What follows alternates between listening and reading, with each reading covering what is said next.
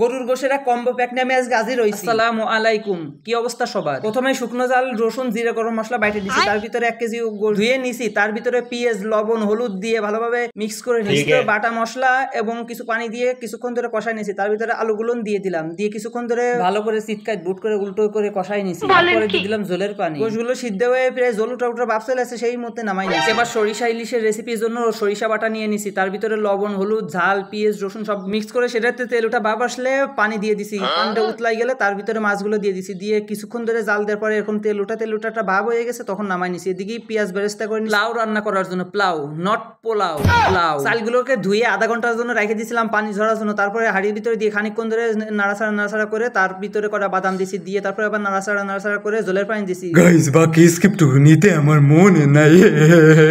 এবার সভ্যতা দেখানোর জন্য প্লেট নিয়ে বসে রিভিউ দিতে, গালের মধ্যে বইরে দেওয়ার পর দিয়ে জম্মের সাথে মুখ মাইরে আসতেছে। ওয়া,